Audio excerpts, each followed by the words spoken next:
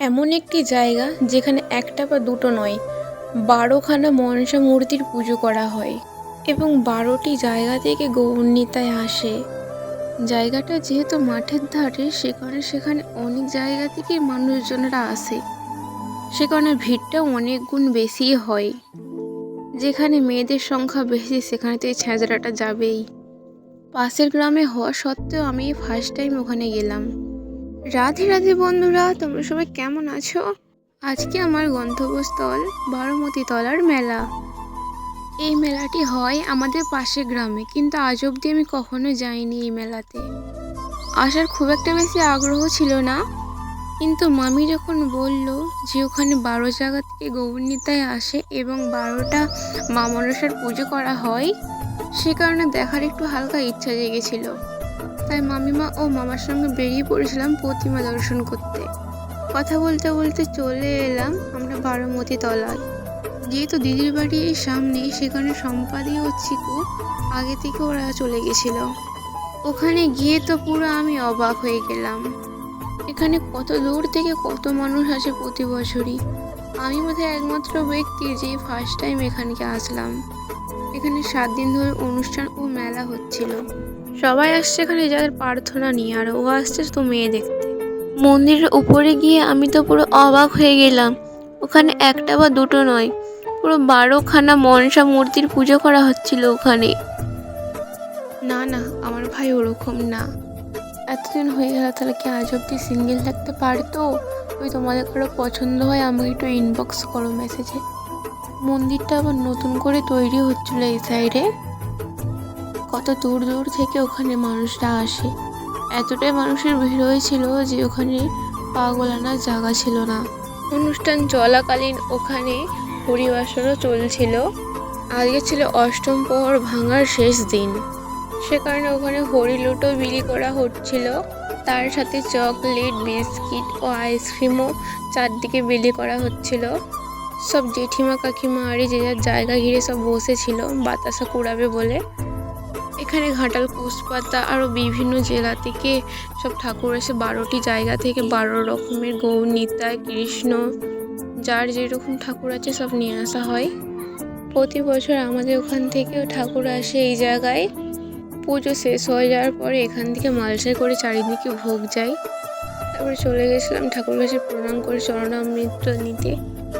মামিও চিকুও চলে গেছিল ঠাকুরকে প্রণাম করতে। ওখানে গোটা আরচালা ঘিরে চারিদিকে মানুষের এত পরিমাণে ভিড় ছিল যে ওখানে যাওয়ার রাস্তা পর্যন্ত খুঁজে পাচ্ছিলাম না। ওখানে গিয়ে আরও এক স্কুল ফ্রেন্ডের সাথে দেখা হয়েছিল। লোকের মুখে শুনেছি বট গাছের নিচে নাকি মা মনসা বাস করতো আগে। ওখানে ঘুরতে ঘুরতে হঠাৎ নেহাদি ও তার বোনেদের সাথে দেখা হলো। তাদের সাথে কিছুক্ষণ গল্প করার পর ওখান থেকে বেরিয়ে এলাম। ওখানে যে এত পরিমাণে ভিড় হয় আমার জানা ছিল না।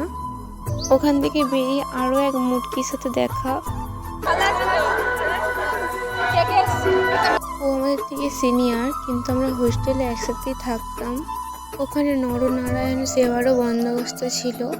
ওখানে যত দূর থেকে এবং যত লোকই আসুন না কেন সবারই জন্য নরনারায়ণ সেবার বন্দোবস্ত ছিল। যেহেতু মাঠের মাঝখানে হচ্ছে মেলাটা, সে কারণে রোদটা বিশাল পরিমাণে লাগছিল মুখে। তারপরে চলে এলো ভাত, ডাল, একটা সবজি আর ফুলকপির তরকারি।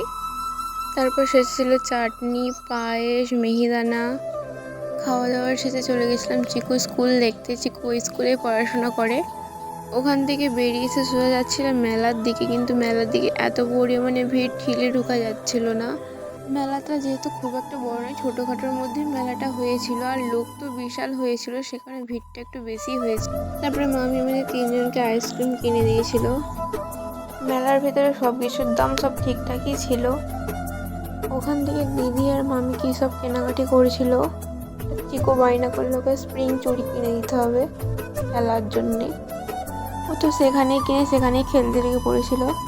এই ডলগুলোকে দেখে আমার ছোটোবেলার কথা মনে পড়ে যাচ্ছে। এই লকেটগুলো একটু বেশি কিউট কিউট লাগছিল। সামনে রোজ ডে গেল, টেডি ডে গেল, আজ অবধি আমাকে কেউ একটা টেডি গিফট করলো নি। আর গিফট করার মতো মানুষও নেই আমার। হরেক রকমের জিনিসের দোকান, আবার কাকিমাদের ভিড় হবে না সেটা আবার হয় নাকি? মেলা থেকে বেরিয়ে এবার সরে যাব দিদিদের বাড়ি, কারণ মামা আসছিল আমার দিকে ছেড়ে দিয়ে চলে গেছে, আবার আনতে আসবে। সে কারণে এখানে ওয়েট করার থেকে দিদিদের বাড়িতে যেয়ে ওয়েট করব।